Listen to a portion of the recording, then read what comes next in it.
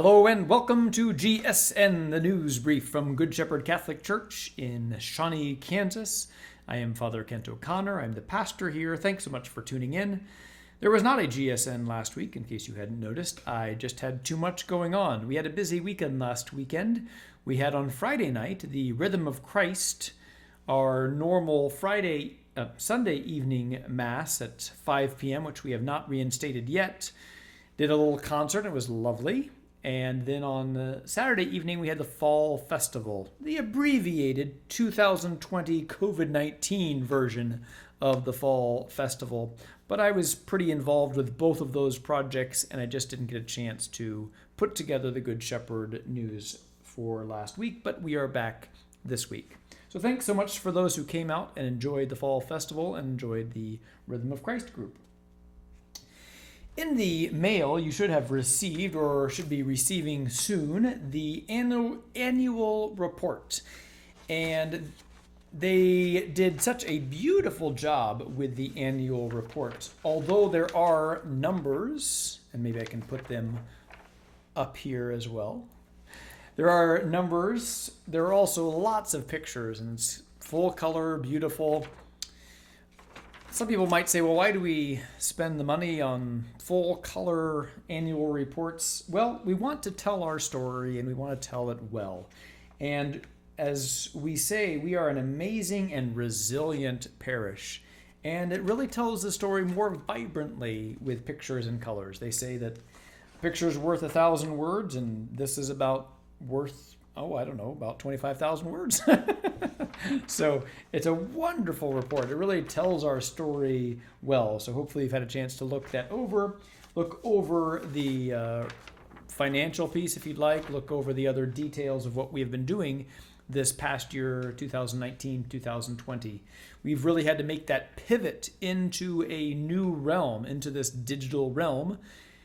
And we have learned a lot through the process. And I think that we have responded well. We are an amazing parish and we are resilient and we want to bring the gospel here. If you have any questions about the annual report, about the numbers or why numbers are the way that they are, we've tried to explain them as well as we could. But I'm always open to discuss any of those things. And I try to be as transparent as possible. I don't have any need to hide any kind of financial information or anything. So if you have any questions, call me, set up an appointment with me or Mary Losick. She's more into the numbers. We're happy to talk about those things. We have some limitations of what we can and can't talk about, of just protecting, especially our employees and things. But for the most part, I am more than willing to open up the books and share whatever I can, whatever you might want to know. So we don't provide all the ins and outs because most people don't care about all those ins and outs. But if you want to know, I'm willing to share any of that because we don't have anything to hide. We want to be honest and transparent about all that's happening with our finances. And speaking of finances, you can see the financial report. Let's see here. What side? It's right here. Yes. So this is actually from last week, I think, unless I've received something new from Mary Losick by the time I put this out there. But thank you again for all the support that you have been sharing and really responding to this new reality that we are in. So thanks so much for your support of our parish during these times. Also, I want to alert you to the Catholicism series that is happening, that Mary Mueller is hosting a kind of a discussion. The Catholicism series was put out by, I think he was then Father Robert Barron. Now he's Bishop Robert Barron. Here's some more information about it. But it's an awesome, beautifully well put together video series that they are watching the video and then having a discussion about that on Wednesday evenings. For more information, please contact Mary Mueller. And it's not too late. Most of these episodes really kind of stand on their own, so you can kind of come in at whatever time. But I really encourage you to dive into the faith. I've been saying all through this pandemic time, use well this time.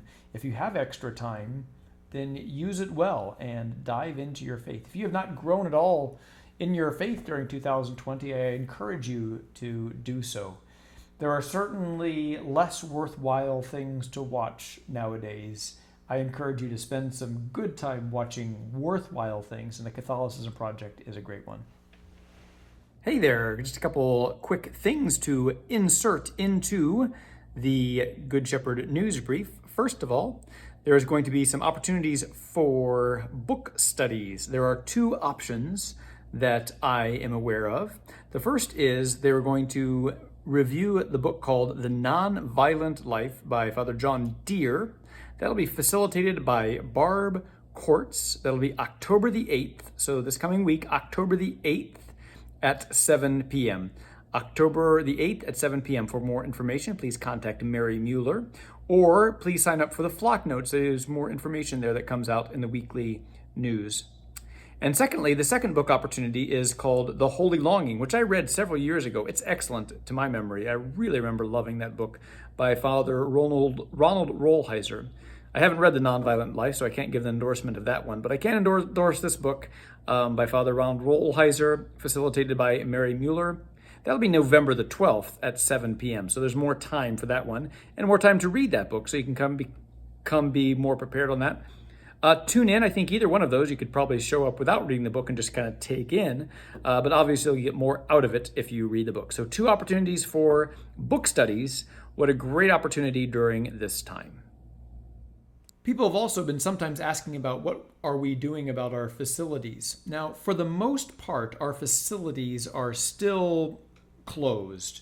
We are offering the facilities for sacraments, masses, a little bit of mass prep, so like for our cantors, and then for sacramental prep, some of our sacramental meetings are happening in person.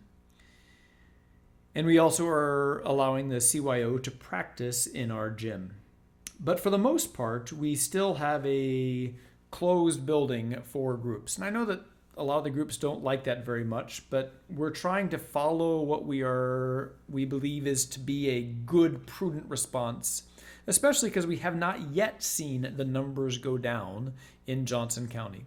So we have decided to really, until the beginning of the new year in 2021, we will reevaluate, reassess where we are with our building usage. But for the moment, we are really just not allowing groups to meet in person here at Good Shepherd for the most part.